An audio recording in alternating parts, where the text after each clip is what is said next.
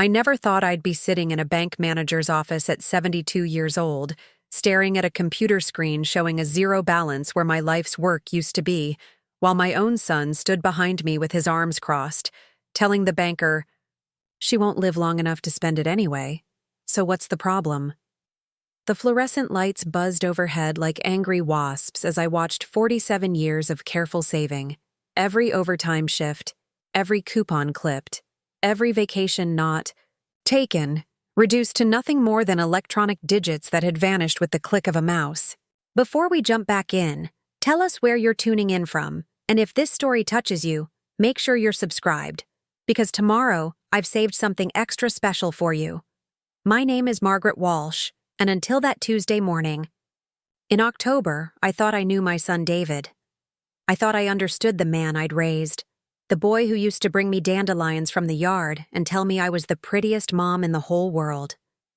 But sitting in that sterile bank office, watching him manipulate paperwork with the cold efficiency of a stranger, I realized I'd been living with a ghost of my own creation, a memory of someone who had stopped existing years ago.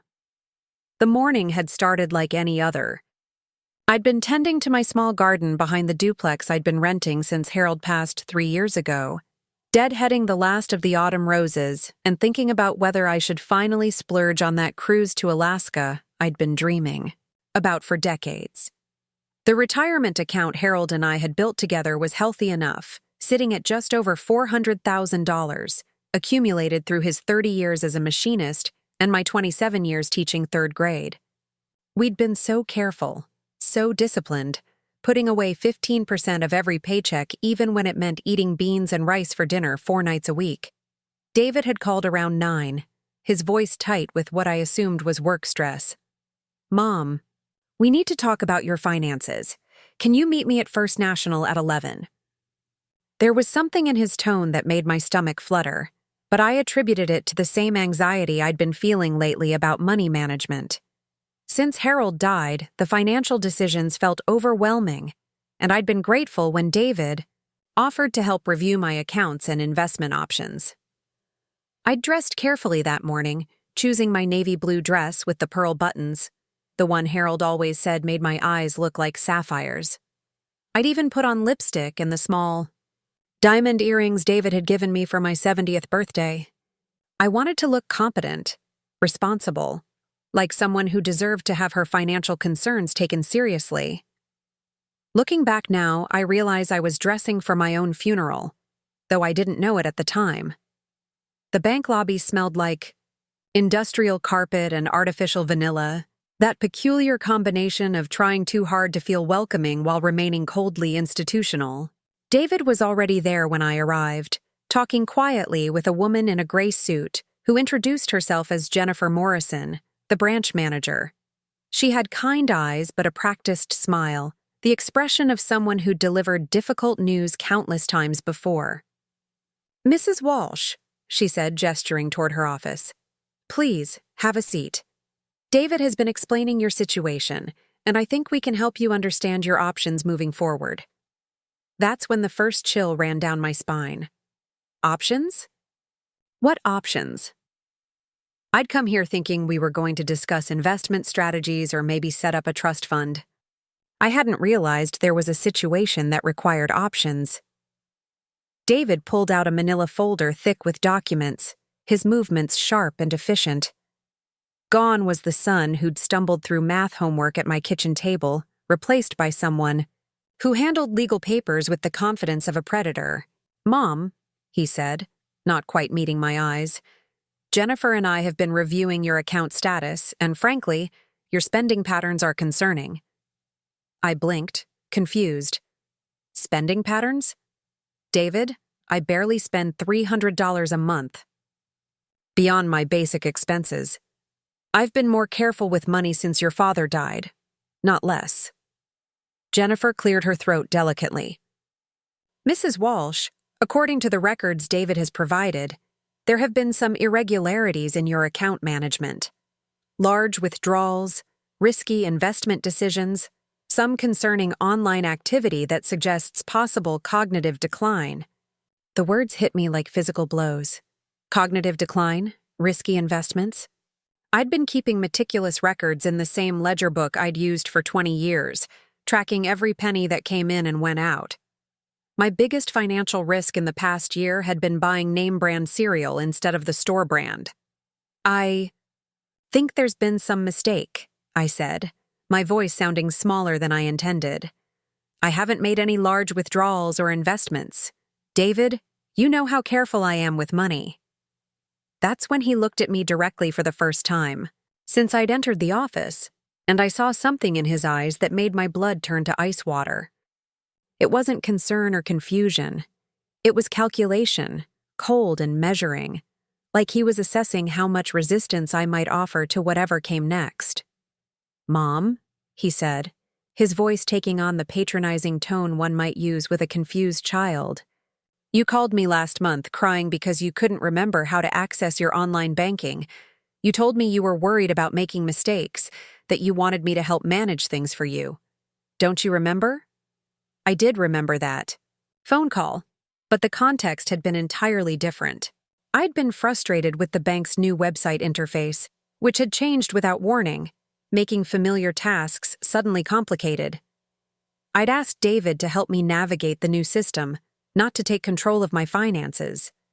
But sitting there, in that office, with Jennifer nodding sympathetically and David presenting his version of events with such confident authority, I began to doubt my own memory.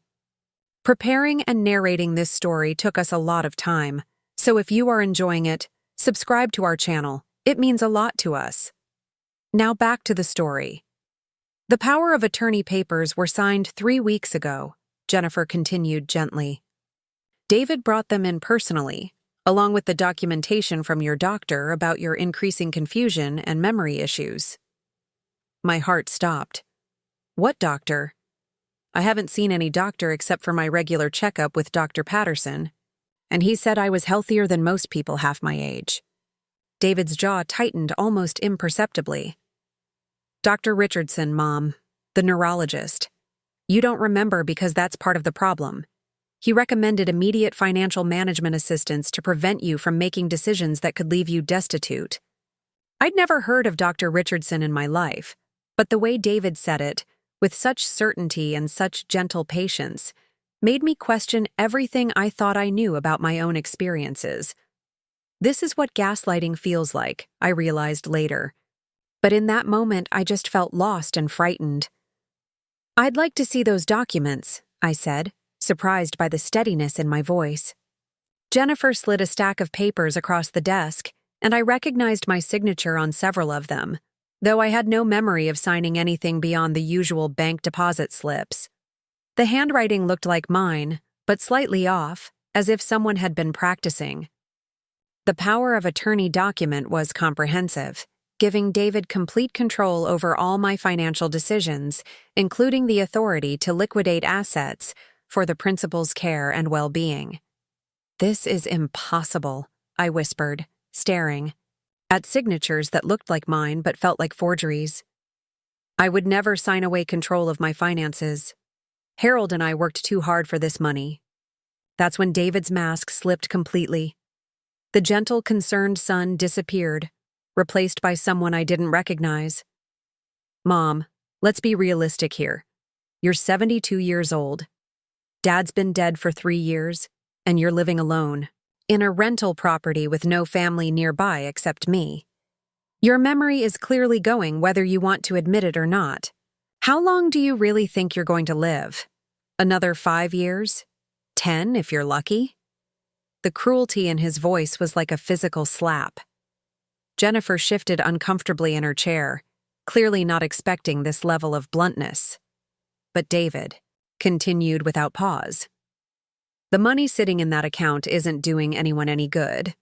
I have 3 kids to put through college, a mortgage that's underwater, and a business that needs capital injection to survive. You won't live long enough to spend $400,000, but I can use it now to build something that will benefit the whole family, including securing your own care if you end up needing a nursing home."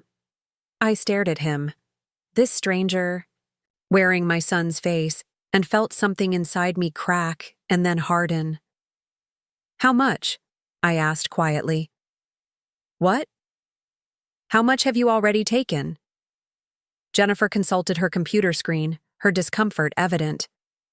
The account currently shows a balance of $12,437.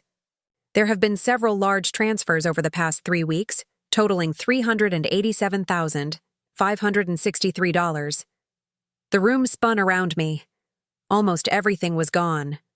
47 years of sacrifice, reduced to barely enough to cover 3 months of basic expenses.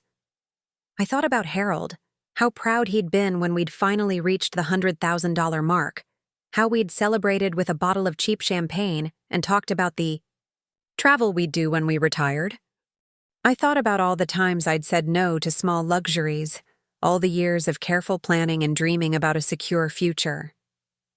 The transfers were made to David's business account, Jennifer continued, clearly wishing she were anywhere else, along with a separate transfer to establish what he described as a managed care fund for your future needs.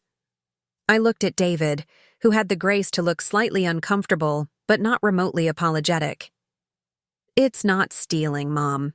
It's resource management. The care fund will cover anything you might need, and the business investment will pay dividends that benefit everyone. You just can't see the big picture because of your condition. That word, condition, delivered with such clinical detachment, was somehow worse than the theft itself. He'd created a narrative where I was incompetent, declining, a burden to be managed rather than a person to be respected. And he'd done it so thoroughly, with such attention to legal detail, that sitting in that bank office, I almost believed it myself. I want copies of all the transfer documents, I said, my voice barely above a whisper. Of course, Jennifer said quickly, clearly eager to move this uncomfortable meeting toward conclusion. I'll have everything printed for you. As we waited for the papers to print, David's phone rang. He answered with the brisk efficiency of someone conducting important business, his voice shifting to the warm, professional tone I remembered from his childhood when he'd wanted something from his teachers. Yes, the transfers went through this morning. The down payment on the warehouse space can be finalized by Friday. He glanced at me, then turned slightly away. No, there won't be any complications. Everything is legally secured. Listening to him discuss my life savings as if it were a simple business transaction, I felt the last of my illusions about my son crumble away. This wasn't a misunderstanding or a moment of desperation. This was calculated, planned, executed with the precision of someone who'd been thinking about it for a long time. Jennifer returned with a thick stack of papers, and I clutched them like a lifeline. Mrs. Walsh, she said quietly, if you have any questions about these transactions, or if you'd like to speak with someone about your options, please don't hesitate to call. There was something in her tone, a subtle emphasis on the word options, that suggested she wasn't entirely comfortable with what had transpired. But banks deal with family financial disputes all the time, and she was clearly trained to remain neutral regardless of her personal feelings. As we left the bank, David walked beside me with the casual confidence of someone who'd just accomplished a successful business deal. I'll drive you home, he said, as if offering me a favor rather than having just destroyed my financial security. The ride passed in silence. I stared out the window at the familiar neighborhoods of the town where I'd lived for 40 years. But everything looked different now, foreign and uncertain. The small house where Harold and I had raised David looked shabby rather than cozy. The park where I'd pushed David on swings seemed worn and neglected. Even the sky looked different, gray and oppressive where it had been clear blue just hours before. When we reached my duplex, David walked me to the door with the solicitous care of someone visiting an elderly relative in a nursing home. I'll call you tomorrow, he said. We can discuss setting up a monthly allowance from the care fund, something reasonable that will cover your needs without being wasteful. An allowance, from my own money, to cover my needs without being wasteful. I watched him drive away in his expensive SUV, the one I now realized my retirement savings had probably helped finance, and felt something I'd never experienced before in my 72 years of life. Not just anger or betrayal, but a cold, crystalline clarity that cut through decades of maternal love and self-doubt. David had stolen my money, yes, but more than that, he'd stolen my dignity, my autonomy, my right to make decisions about my own life.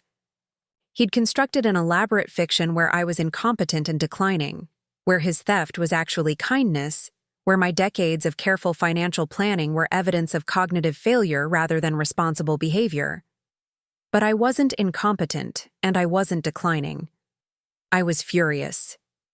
That night, I sat at my kitchen table with the bank documents spread before me like pieces of a puzzle, and I began to plan. Not revenge exactly, but something far more powerful.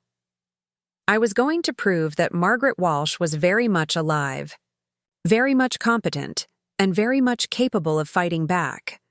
What David had failed to consider in his careful manipulation was that I hadn't just been a teacher for 27 years. I'd been a teacher in the inner city, dealing with budget cuts, administrative politics, and parents who tried every manipulation in the book. I'd learned to spot lies, document evidence, and fight for what was right even when the system was stacked against me. More importantly, I'd spent 3 years since Harold's death learning to be independent, managing everything from home repairs to tax preparation. I wasn't the helpless widow David had painted in his fiction. I was a woman who'd raised a family, managed a household, and navigated decades of bureaucracy. And I was about to remind him exactly who he was dealing with. The first call I made was to Dr. Patterson, my longtime physician, to request copies of all my medical records for the past 5 years. If David had somehow convinced a Dr. Richardson to diagnose me with cognitive decline, I was going to need documentation proving my actual mental state. The second call was to legal aid, because whatever David had done, however carefully he'd planned it, there had to be something wrong with documents signed under false pretenses. The third call was to my sister Ruth, who lived 2 states away but had always been the family fighter, the one who'd never backed down from a challenge. "Ruthie," I said when she answered, "I need help. David has stolen my retirement money, and I need to know how to get it back." The silence on the other end lasted so long I thought the call had dropped. Then Ruth's voice came through, low and dangerous in a way that reminded me why playground bullies had always been afraid of her. "That little bastard did what?"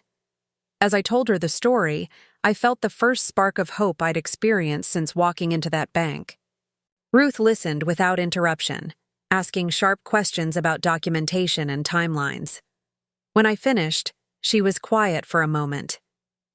"Maggie," she said finally, "you're not going to like what I'm about to tell you, but this is going to get ugly. If David went to this much trouble to make it look legal, he's been planning this for a while. And if he's desperate enough to steal from his own mother, he's desperate enough to fight dirty to keep it." I thought about David's cold eyes in the bank office, the way he'd spoken about my remaining lifespan like a business calculation. "I know," I said, "but Ruthie, I can't just let him do this. It's not just about the money anymore." "Good," Ruth said fiercely, "because that money represents every choice you and Harold made for 47 years, every sacrifice, every dream, deferred, every plan for your future. He didn't just steal money, Maggie. He stole your life." That night, I barely slept. I kept thinking about Harold, about how devastated he would be to know that the son we'd loved and supported had repaid our sacrifices with theft and betrayal.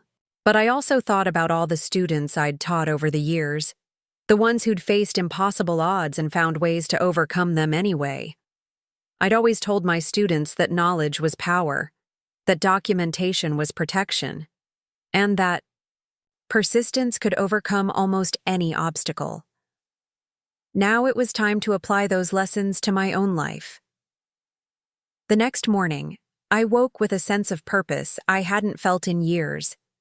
David thought he was dealing with a confused, declining old woman who would accept whatever story he chose to tell. He was about to discover that he'd underestimated Margaret Walsh in the most catastrophic way possible. I made coffee, put on my best dress, and prepared to go to war. The first shock came 3 days after my visit to legal aid when I discovered that Dr. Richardson wasn't just a fabrication. He was real. He'd actually examined me, and I had no memory of it whatsoever. Sarah Martinez, the sharp-eyed attorney from legal aid who'd taken my case, called me with the news that made my blood run cold. "Margaret, I've located the medical records David referenced," she said, her voice carefully controlled. "Dr. Richardson is a legitimate neurologist, and according to his files, you were brought to his office on September 15th by your son for a comprehensive cognitive assessment. The appointment lasted 2 hours, and his report documents significant memory loss, confusion, and early-stage dementia symptoms." I gripped the phone so tightly my knuckles went white. "Sarah, I swear to you, I have never been to see any Dr. Richardson. I would remember a 2-hour medical appointment, especially one about my mental state. This is impossible." "I believe you," she said quietly, "which means we're dealing with something far more sophisticated than simple financial fraud. Margaret, I need you to sit down for what I'm about to tell you."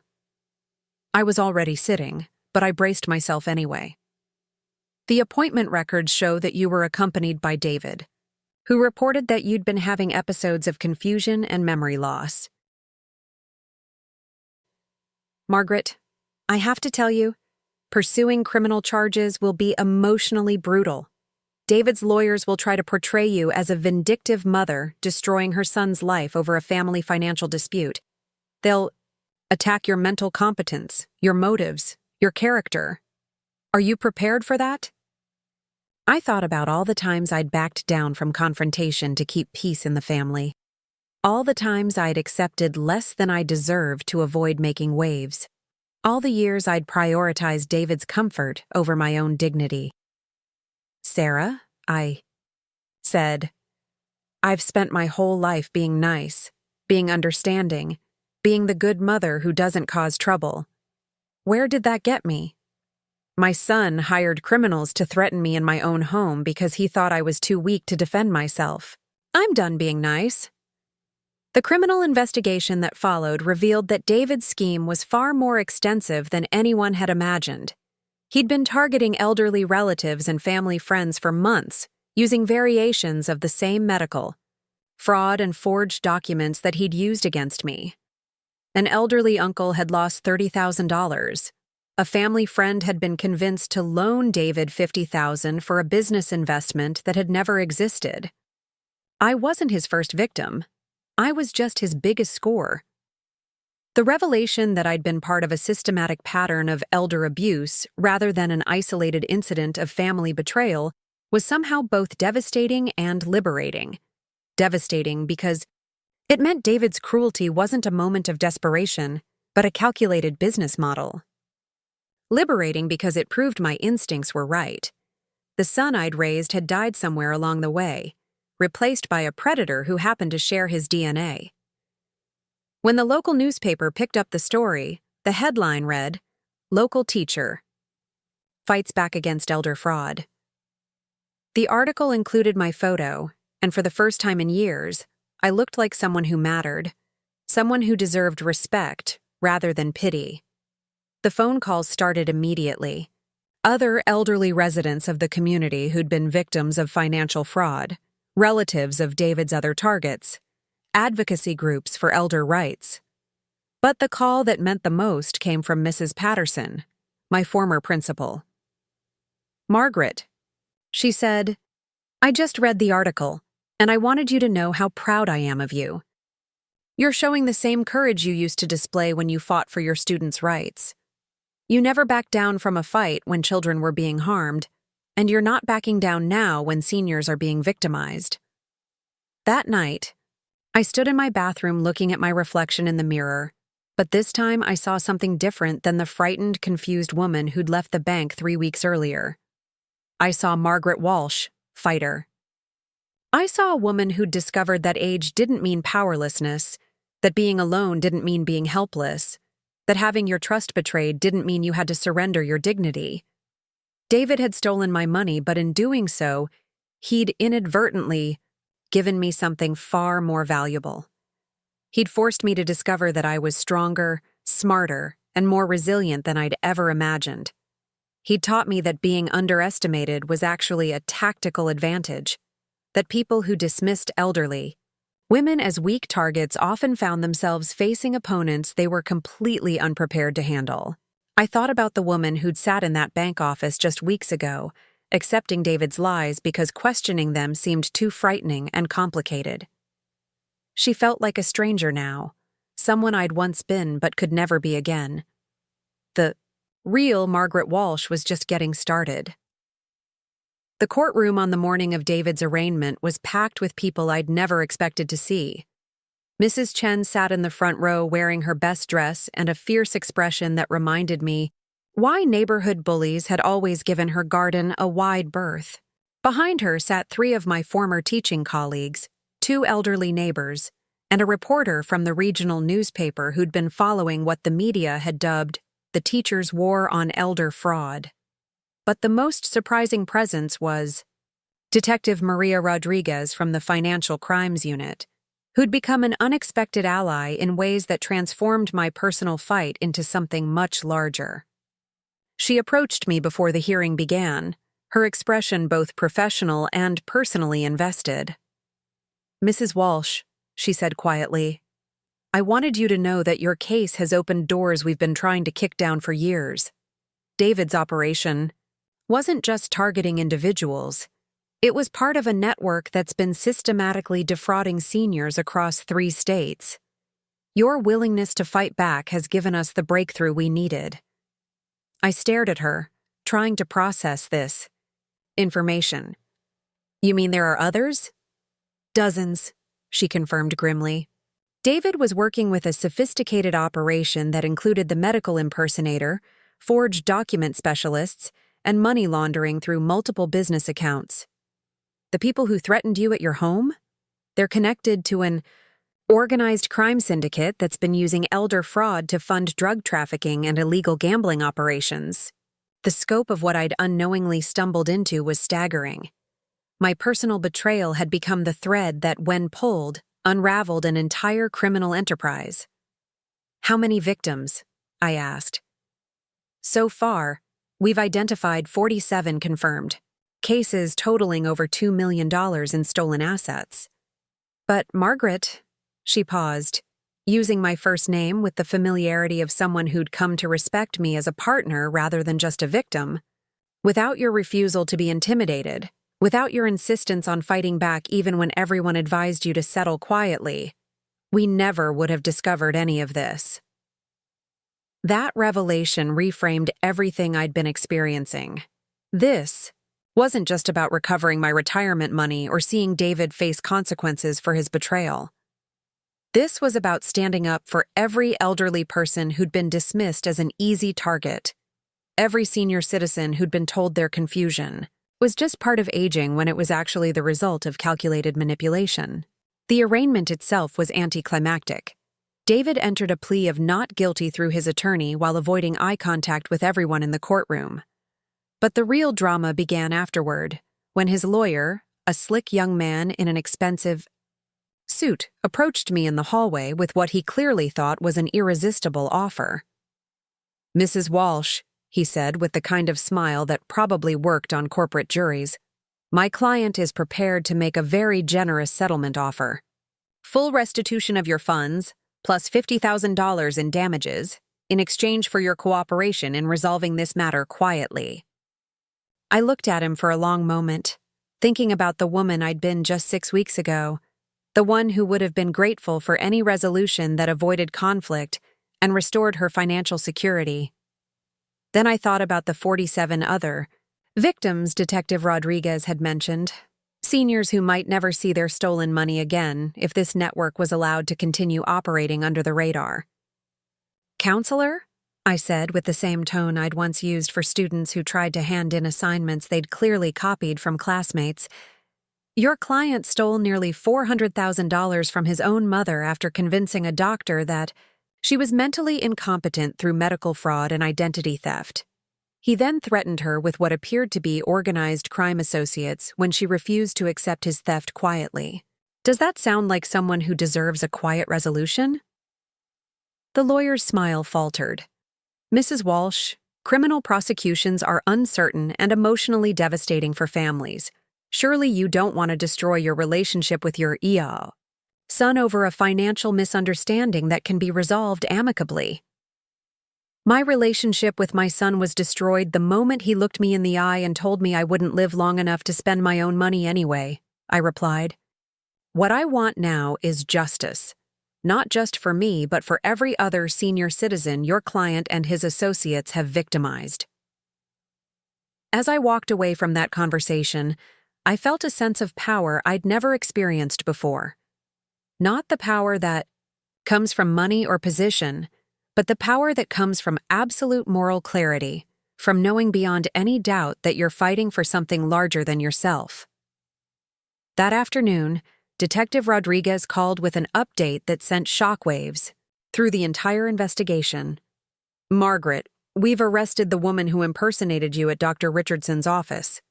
Her name is Linda Voss, and she's been working this scam for over 2 years. But here's the interesting part. She wants to cooperate. She's terrified of the organized crime connections and willing to testify about the entire operation in exchange for a reduced sentence. Linda's testimony, when it came, was devastating. She described in detail how David had recruited her through a contact who specialized in identity fraud, how she'd been coached for weeks on my mannerisms and medical history, how the entire medical appointment had been choreographed to produce exactly the kind of documentation David needed to justify taking control of my finances. He showed me pictures of his mother, Linda testified, her voice barely above a whisper. He told me about her arthritis, how she held her purse, the way she spoke. He made me practice walking like her, sitting like her. He said she was becoming a burden and that he was just protecting family assets from her poor judgment. According to the file, you seemed disoriented during the examination, couldn't remember basic information like your address or your husband's death date, and became agitated when questioned about recent events. Dr. Richardson's notes indicate that you kept insisting you were fine while demonstrating clear cognitive impairment. The room started spinning around me. Sarah, none of that happened. I know exactly when Harold died. March 23rd, 3 years ago. I know my address, my social security number, my medical history. How is this possible? There are several possibilities, Sarah said grimly. The most likely scenario is that someone else attended that appointment claiming to be you.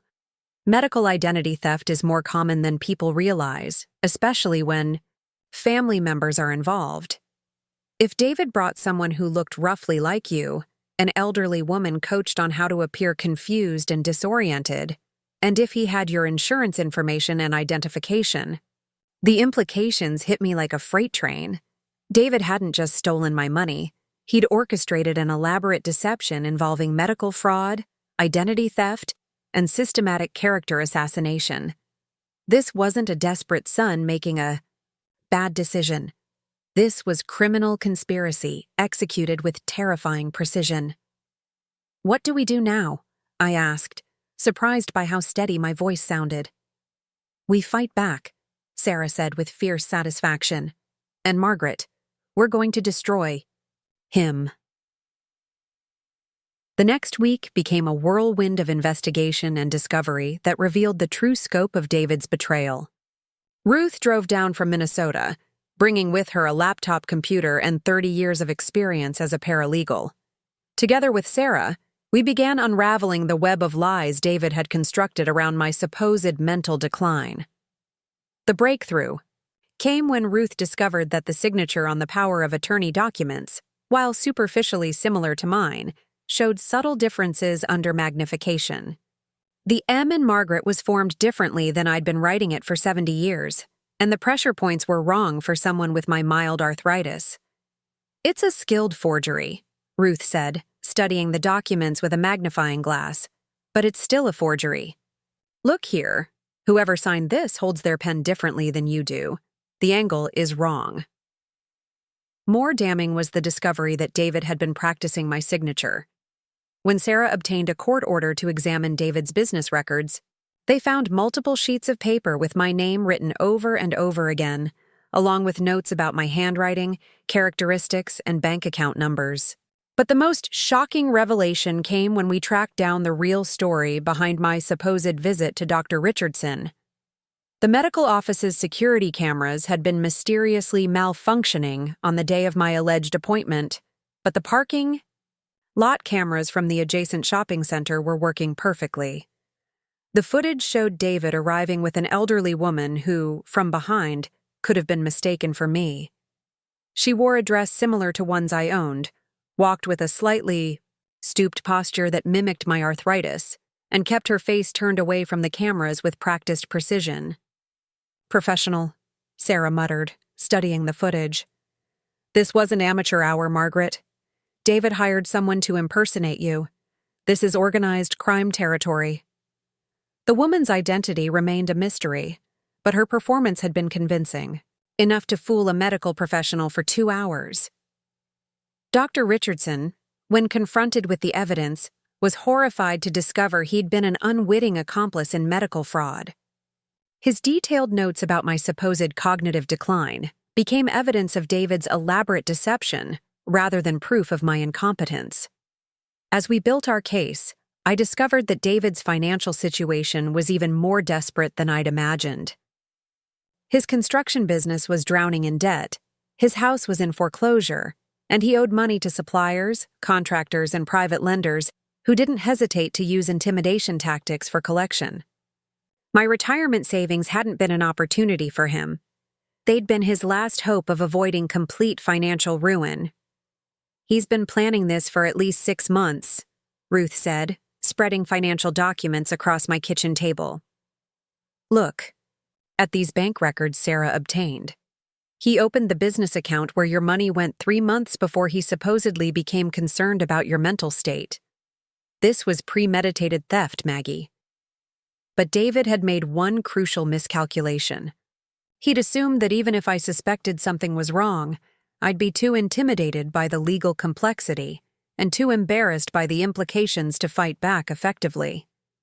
He'd counted on the stereotype of the confused, helpless elderly woman who would accept whatever her adult children decided was best for her. He'd never imagined that I would hire an attorney, conduct a forensic investigation, and systematically dismantle his carefully constructed lies with the same methodical precision I'd once used to teach long division to 8-year-olds. The first sign that David realized his plan was unraveling came when Sarah served him with papers demanding the return of all fraudulently obtained funds. His response was immediate and vicious. Within hours of receiving the legal documents, he showed up at my door with 2 men I didn't recognize, both wearing expensive suits and expressions that suggested they weren't there for pleasant conversation. "Mom," David said, his voice tight with barely controlled anger, "we need to talk about this misunderstanding you're having about your medical care." I looked at him through the screen door, this stranger who shared my DNA but had become something unrecognizable. "There's no misunderstanding, David. I know exactly what you've done, and I'm going to see you in prison for it." One of the men stepped forward, and I noticed the way his jacket hung slightly open, revealing what looked like a shoulder holster. "Mrs. Walsh," he said in a voice like honey over broken glass, "sometimes families have disputes about financial matters. Sometimes those disputes can be resolved quietly, without involving lawyers or making accusations that might be difficult to prove." The threat was subtle, but unmistakable. David had borrowed money from people who didn't resolve disputes through the court system, and they had a vested interest in ensuring my retirement savings stayed in David's business account. "Are you threatening me?" I asked, loud enough that my neighbor Mrs. Chen, who was watering her garden, could hear clearly. "Of course not," the man replied smoothly. We're just suggesting that family matters are often best handled privately. Elderly people sometimes become confused about complex financial arrangements. It would be unfortunate if that confusion led to complications. That's when something inside me snapped completely. These men thought they could intimidate me because I was 72 years old, because I lived alone, because I fit their mental image of a vulnerable target. They had no idea that I'd spent 27 years managing classrooms full of children who could smell fear from across the room, that I'd faced down angry parents, hostile administrators, and budget committees that would have made corporate raiders weep. "Gentlemen," I said, opening the screen door and stepping onto the porch with all the authority I'd once used to silence a cafeteria full of third graders. "You have exactly 10 seconds to get off my property before I call the police and report attempted extortion by organized crime figures." The second man laughed, but there was uncertainty in his eyes. "Mrs. Walsh, I think you're misunderstanding. 9, 8, 7. I pulled out my cell phone and held it up so they could see I was serious. 6, 5. David grabbed one of the men's arms. "Come on," he said urgently. "This isn't working." As they retreated to their car, David turned back to me with an expression of pure hatred. "This isn't over, Mom. You're making a mistake you're going to regret." The only mistake I made was raising a son who turned into a thief and a liar. I called back, loud enough for the entire neighborhood to hear, "But I'm fixing that mistake now." After they left, I sat on my porch steps and shook for 10 minutes straight, not from fear, but from the adrenaline rush of standing up to bullies. For the first time in my adult life. Mrs. Chen came over with a cup of tea and a concerned expression. "Margaret, are you all right?" Those men looked dangerous. "They were dangerous," I said, accepting the tea gratefully. "But they made the same mistake everyone makes about women my age. They assumed I'd be too scared to fight back." That evening, Sarah called with news that changed everything. "Margaret, David's business partners have been in contact with my office. They want to negotiate a settlement." "What kind of settlement?" "Full return of your money plus interest and damages in exchange for you not pressing criminal charges." They're terrified about the fraud investigation, especially the medical identity theft. "That's a federal crime, Margaret. David could be looking at 10 years in prison." I thought about the years I'd spent worrying about David, making excuses for his failures, bailing him out of minor financial troubles, while never asking for anything in return except basic respect and honesty. I thought about Harold, who'd worked overtime for years to build the retirement fund David had stolen, who'd trusted that his son would protect his widow rather than prey upon her. "No," I said firmly. "No settlement. I want every penny back. I want him prosecuted to the full extent of the law, and I want everyone to know exactly what kind of man my son really is." But the most damaging part of her testimony wasn't about the technical aspects of the fraud. It was about David's attitude toward his crime. "He laughed about it," she said, looking directly at David across the courtroom. "He said old people were easy targets because they were too embarrassed to admit they'd been fooled and too scared to fight back. He said his mother would never have the courage to challenge him even if she figured out what he'd done." Sitting in that courtroom, listening to my son's calculated cruelty described by someone who'd helped him execute it, I felt something shift inside me that went beyond anger or disappointment. I felt the birth of a fierce determination to prove that David's assessment of elderly people was not just wrong, but catastrophically underestimated the strength that comes from having nothing left to lose. The trial itself became a media sensation, but not in the way I'd expected. Instead of focusing on the family drama or the financial details, the coverage centered on what reporters began calling the Grey Panthers effect, the idea that seniors were fighting back against fraud and abuse with unprecedented determination and effectiveness. I started receiving letters from elderly people across the country who'd been inspired by the news coverage to report their own experiences with financial fraud. A 78-year-old man in Oregon had discovered his nephew was slowly draining. his bank account through forged checks. A widow in Florida realized her caregiver had been stealing her prescription medications and selling them. An 81-year-old woman in Texas had been convinced by her daughter-in-law to sign over her house deed, only to discover she was being evicted to make way for a property flip.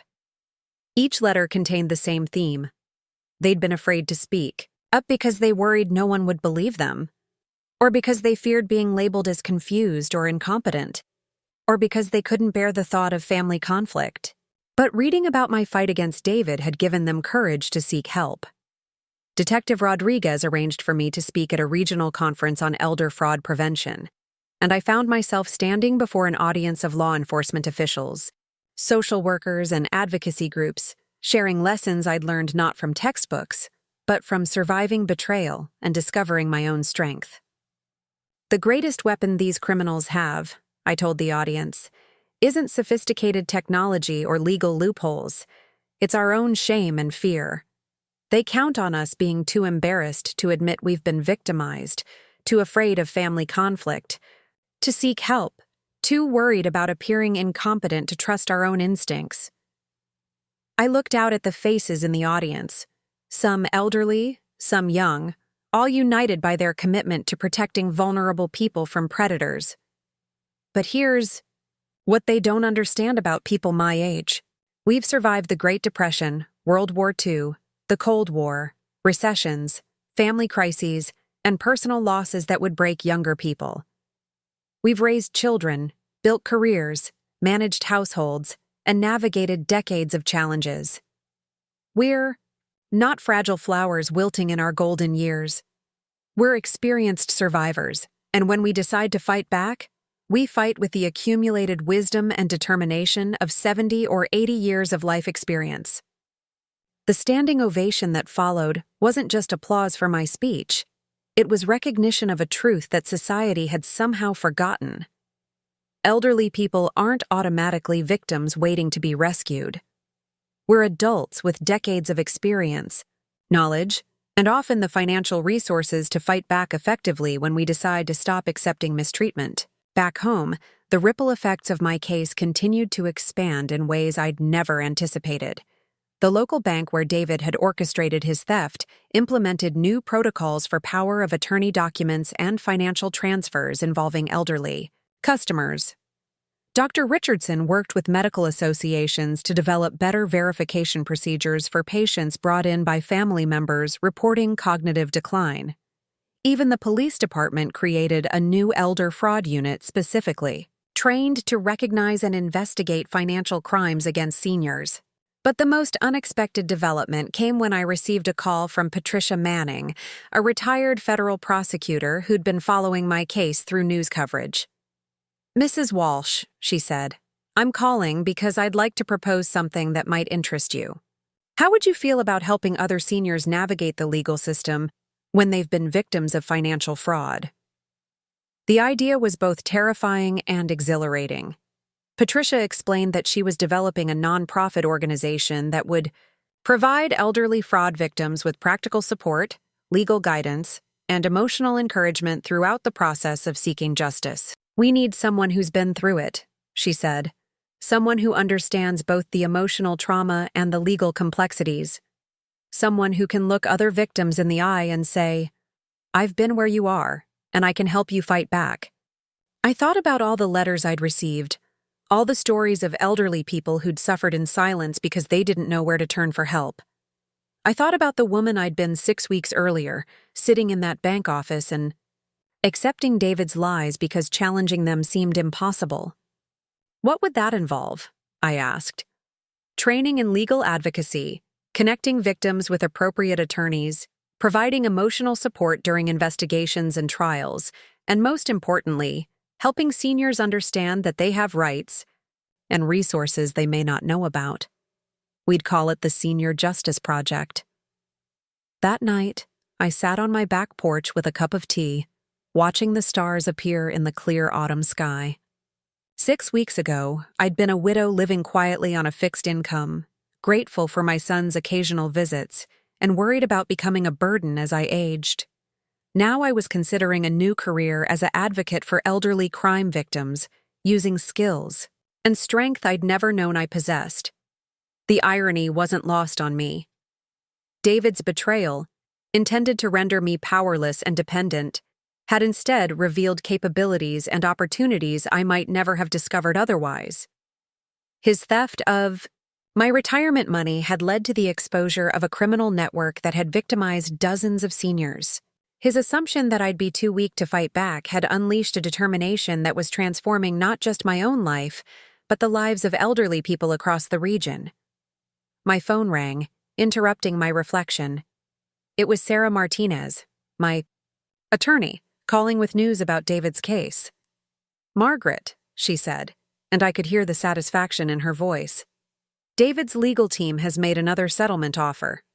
This time, they're offering full restitution plus $200,000 in damages, and they're willing to plead guilty to reduced charges in exchange for avoiding the organized crime connections that could result in federal prosecution."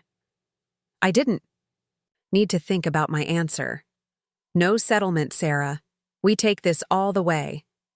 David chose to treat his elderly mother as a target for criminal fraud, and he's going to face the full consequences of that choice.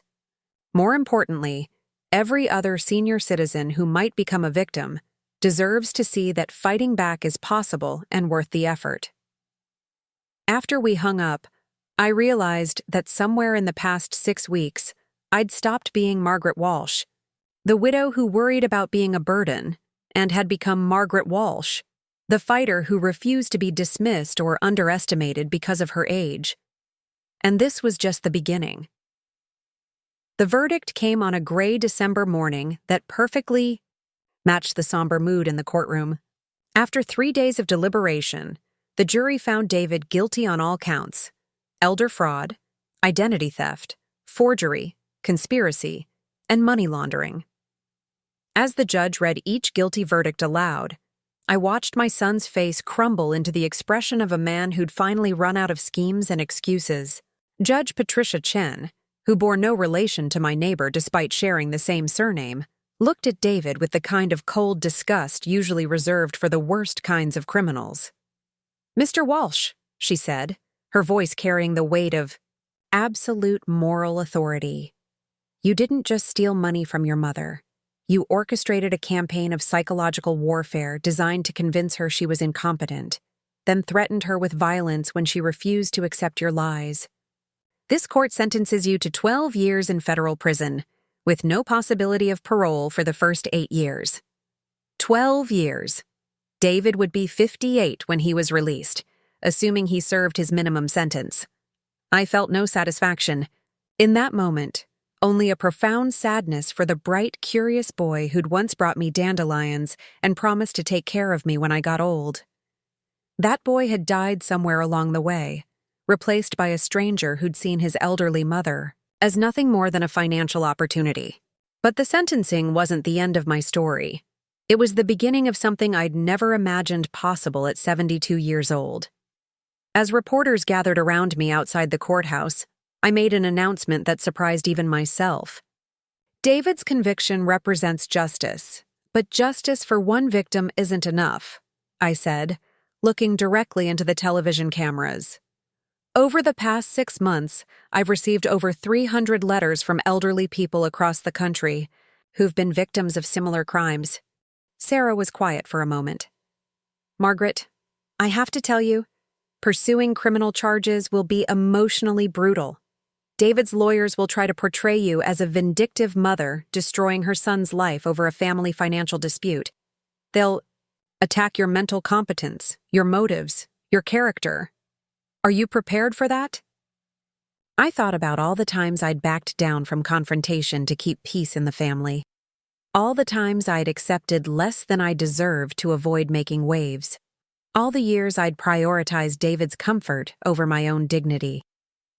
"Sarah," I said, "I've spent my whole life being nice, being understanding, being the good mother who doesn't cause trouble. Where did that get me? My son hired criminals to threaten me in my own home because he thought I was too weak to defend myself. I'm done being nice."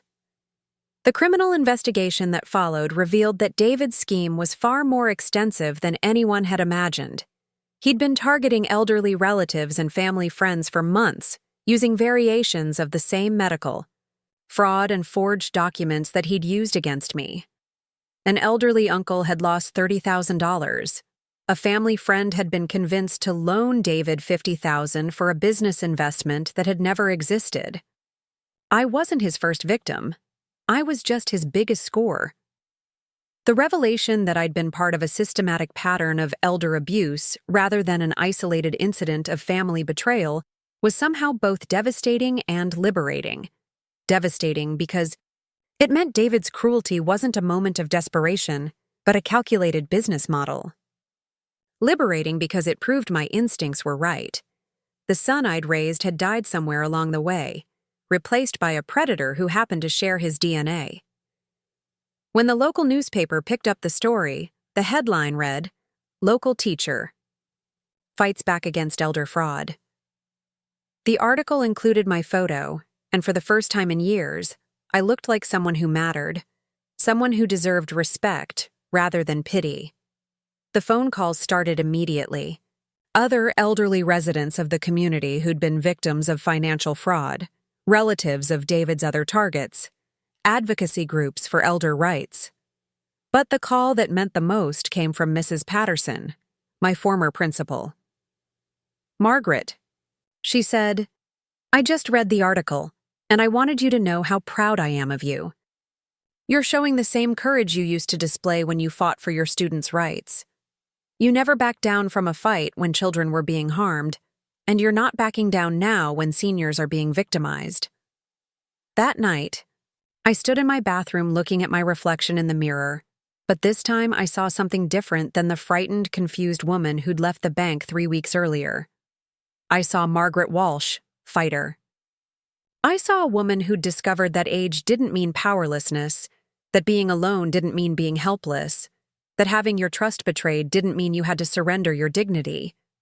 David had stolen my money, but in doing so, he'd inadvertently given me something far more valuable. He'd forced me to discover that I was stronger, smarter, and more resilient than I'd ever imagined. He'd taught me that being underestimated was actually a tactical advantage, that people who dismissed elderly women as weak targets often found themselves facing opponents they were completely unprepared to handle. I thought about the woman who'd sat in that bank office just weeks ago, accepting David's lies because questioning them seemed too frightening and complicated. She felt like a stranger now, someone I'd once been but could never be again. The real Margaret Walsh was just getting started. The courtroom on the morning of David's arraignment was packed with people I'd never expected to see. Mrs. Chen sat in the front row wearing her best dress and a fierce expression that reminded me why neighborhood bullies had always given her garden a wide berth. Behind her sat 3 of my former teaching colleagues, 2 elderly neighbors, and a reporter from the regional newspaper who'd been following what the media had dubbed the teachers' war on elder fraud. But the most surprising presence was Detective Maria Rodriguez from the Financial Crimes Unit, who'd become an unexpected ally in ways that transformed my personal fight into something much larger. She approached me before the hearing began, her expression both professional and personally invested. "Mrs. Walsh," she said quietly, "I wanted you to know that your case has opened doors we've been trying to kick down for years. David's operation wasn't just targeting individuals. It was part of a network that's been systematically defrauding seniors across 3 states. Your willingness to fight back has given us the breakthrough we needed." I stared at her, trying to process this information. "You mean there are others?" "Dozens," she confirmed grimly. David was working with a sophisticated operation that included the medical impersonator, forged document specialists, and money laundering through multiple business accounts.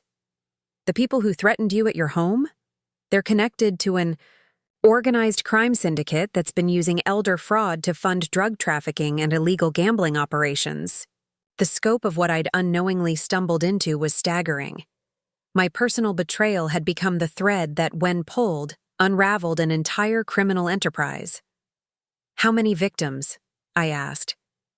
"So far, we've identified 47 confirmed cases totaling over $2 million in stolen assets."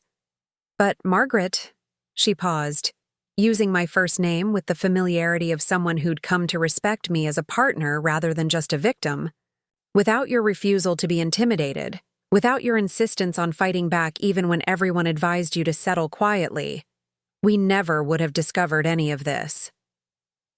That revelation reframed everything I'd been experiencing. This wasn't just about recovering my retirement money or seeing David face consequences for his betrayal.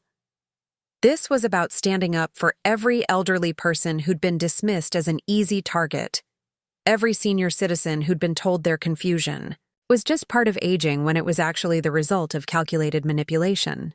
The arraignment itself was anticlimactic.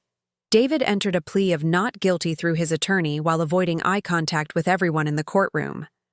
But the real drama began afterward, when his lawyer, a slick young man in an expensive suit, approached me in the hallway with what he clearly thought was an irresistible offer. "Mrs. Walsh," he said with the kind of smile that probably worked on corporate juries, "my client is prepared to make a very generous settlement offer. Full restitution of your funds, plus $50,000 in damages, in exchange for your cooperation in resolving this matter quietly." I looked at him for a long moment, thinking about the woman I'd been just 6 weeks ago, the one who would have been grateful for any resolution that avoided conflict and restored her financial security.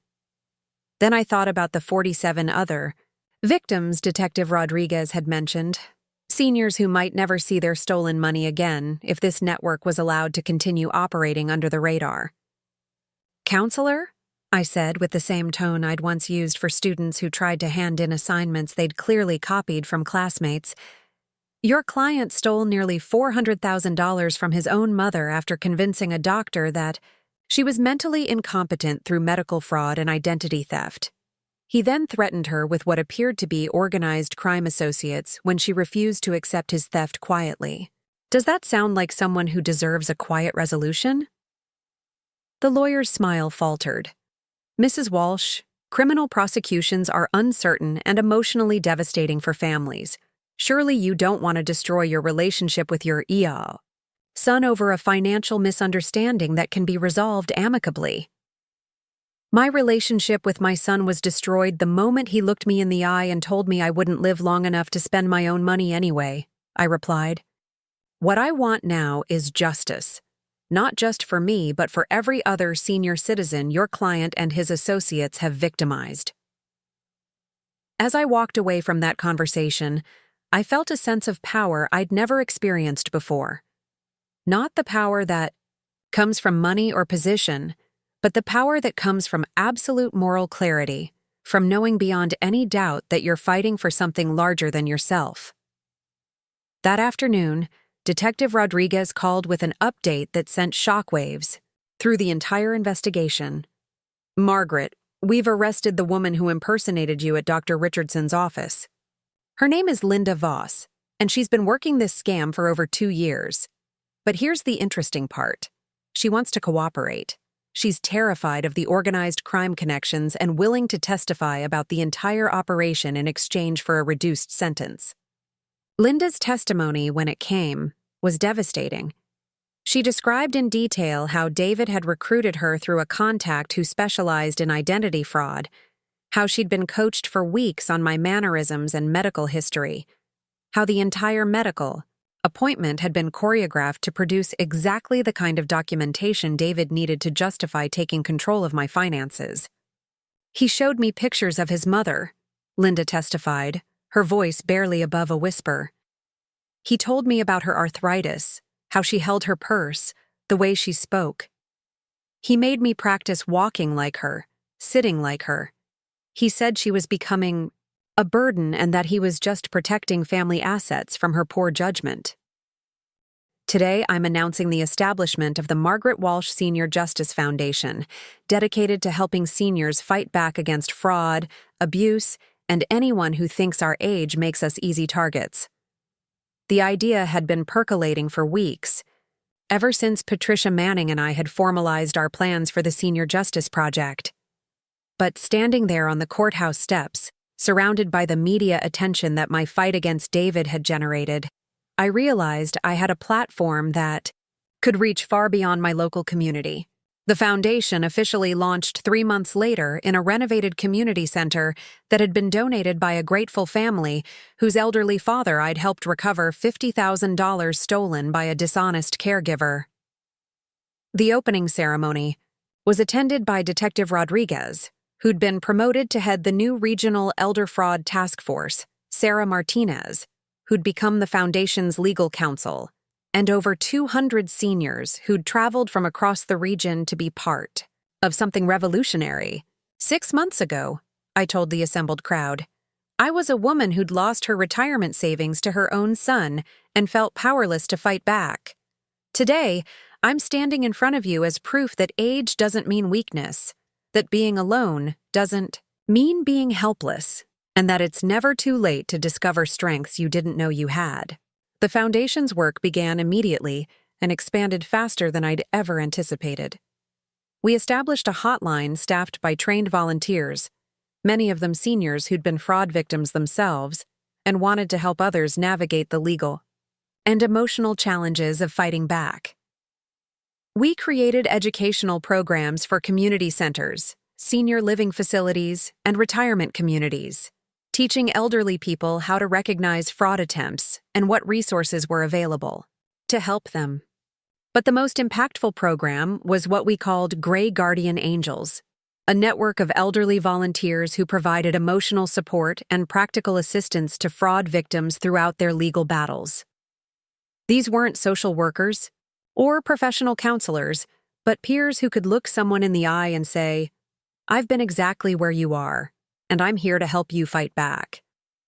Martha Henderson, a 76-year-old retired nurse, became one of our most effective advocates after her grandson had stolen her life insurance payout following her husband's death.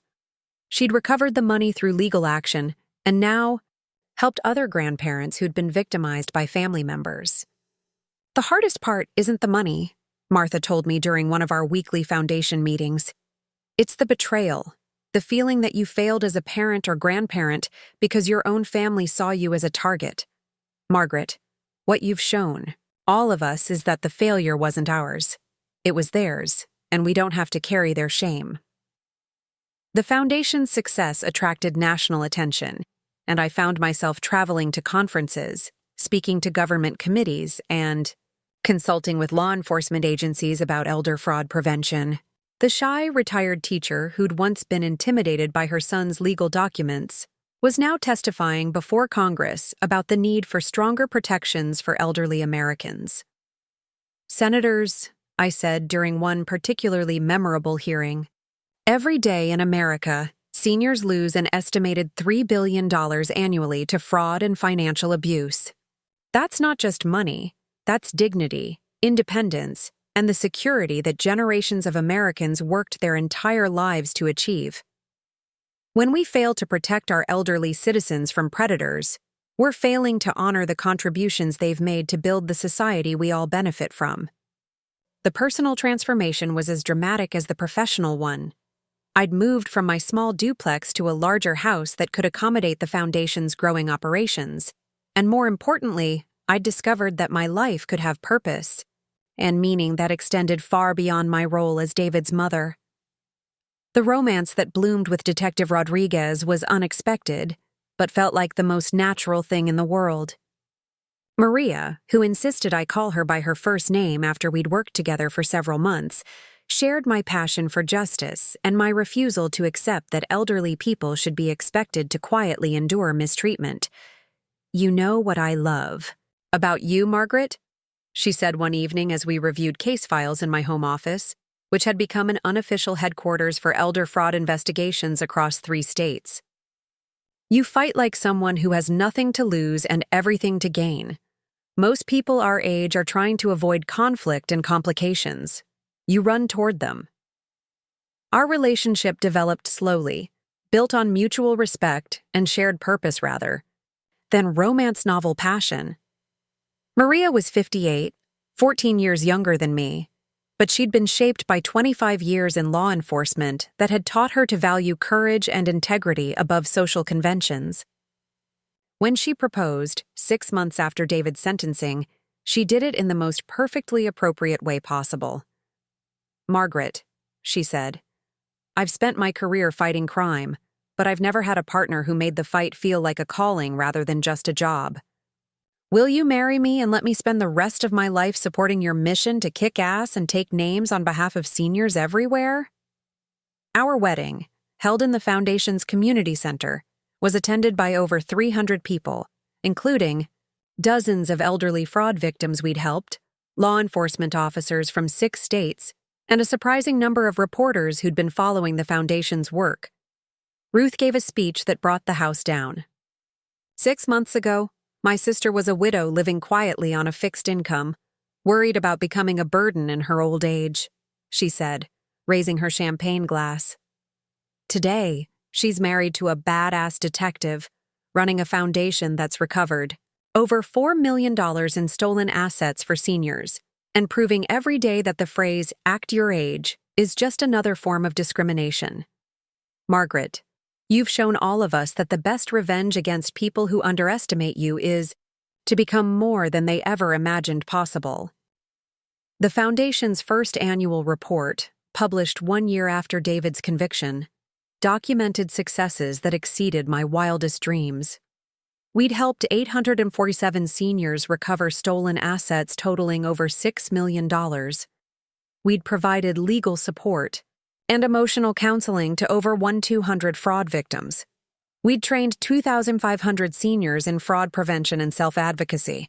Most importantly, we'd connected elderly people across the country who'd discovered that their age and experience were assets rather than liabilities in the fight against those who would exploit them. But the statistic I was most proud of wasn't about money recovered or criminals prosecuted. It was about dignity restored. Exit surveys showed that 94% of the seniors we'd helped reported feeling more confident and empowered after working with the Foundation, regardless of the outcome of their individual cases. David's case had taught me that being victimized doesn't make you a victim. Accepting powerlessness does. Every senior who called our hotline, attended our workshops, or joined our advocacy network was proof that elderly Americans could be warriors rather than casualties in the fight against those who saw their age as weakness. The most poignant moment came during our second annual conference, when I was approached by a familiar face I initially couldn't place.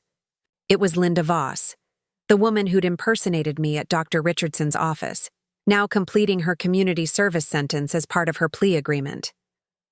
"Mrs. Walsh," she said nervously, "I know I'm probably the last person you want to see, but I wanted to thank you." I stared at her, confused. Thank me? For not accepting a settlement? For insisting on a full prosecution? For making sure the whole story came out? I know that sounds strange, but spending 6 months in jail and working with a counselor about why I was willing to participate in crimes against elderly people changed my life. I've been volunteering at a senior center, helping with technology classes, trying to make amends for what I did. She paused, looking down at her hands. But more than that, watching you fight back, seeing how you refuse to be dismissed or intimidated, taught me something about what real strength looks like. You could have taken the easy way out, accepted the money, and moved on quietly. Instead, you chose to fight not just for yourself, but for every other senior who might become a target. That's the kind of person I want to be. As Linda walked away, I realized that my story had become larger than my personal experience with David's betrayal. It had become a template for transformation, proof that crisis could become catalyst, that victimization could become advocacy, that the worst things that happened to us could become the foundation for the best things we might accomplish. That evening, as Maria and I sat on our back porch reviewing applications from seniors who wanted to become gray guardian angels, I reflected on the journey that had brought me from David's calculated cruelty to this moment of purpose and partnership. "Do you ever regret it?" Maria asked, looking up from a particularly compelling application from a retired Marine whose daughter had stolen his disability benefits. Do you ever wish you'd just taken a settlement and moved on quietly?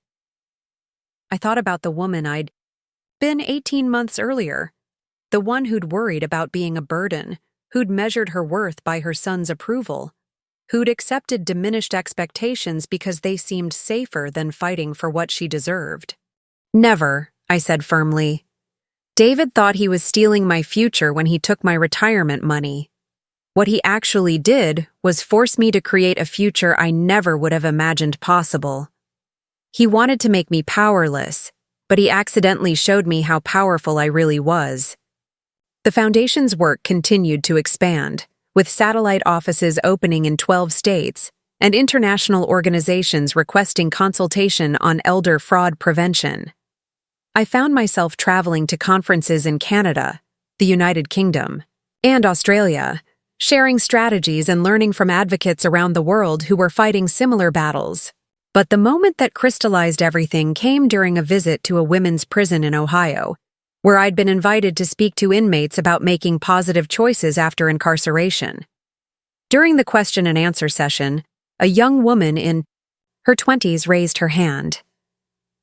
"Mrs. Walsh," she said, "I'm here because I helped my boyfriend run scams against elderly people. I told myself they could afford it, that they were naive and we were just smarter. But listening to you talk about how fraud doesn't just steal money but steals dignity and security, I realize I was part of something really evil. When I get out of here, how do I make amends for what I did?" I looked at her young face, seeing, perhaps an echo of what Linda Voss might have looked like at that age, before desperation and poor judgment led her into criminal activity. "You start by understanding that elderly people aren't different from you," I said. "We are not naive or weak or disposable. We're people with feelings, dreams, fears, and rights. We've lived long enough to accumulate resources, but we've also lived long enough to know the value of trust and the pain of betrayal. When you steal from us, you're not just taking money, you're taking the security we've spent decades building." I paused, looking around the room at faces that seemed suddenly more attentive. "But here's what I want you to remember. I was 72 years old when I discovered I was stronger than I'd ever imagined possible. If I can completely transform my life at my age, you can certainly transform yours at yours. The question isn't whether you can change, it's whether you have the courage to fight for the person you want to become." The standing ovation that followed wasn't just appreciation for my words. It was recognition that transformation was possible at any age, under any circumstances, if someone was willing to choose growth over surrender. Driving home from that prison visit, I thought about David, serving his sentence in a federal facility 3 states away. I'd received no letters, no phone calls, no indication that he'd reflected on his choices or felt any remorse for his actions. Perhaps he never would. Perhaps some transformations were too fundamental for certain people to achieve. But his failure to grow didn't diminish my success in doing exactly that. At 74 years old, I'd built a new life around purpose, rather than disappointment, partnership rather than betrayal, strength rather than vulnerability. The Margaret Walsh Senior Justice Foundation had become my legacy, proof that it's never too late to discover who you're meant to be when you stop accepting other people's limitations on your potential. And every day, in every letter from a senior who'd found the courage to fight back, in every success story from our gray guardian angels, in every criminal prosecution that resulted from our advocacy, I was reminded that David's greatest miscalculation wasn't underestimating my bank account.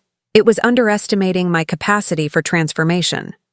The retirement he'd tried to steal had become something far more valuable than financial security. It had become a second chance to matter, to make a difference, to prove that the best chapters of a life could be written after most people assumed the story was ending. At 74, Margaret Walsh was just getting started. Up next, you've got 2 more standout stories right on your screen. If this one hit the mark, you won't want to pass these up. Just click and check them out. And don't forget to subscribe and turn on the notification bell so you don't miss any upload from us.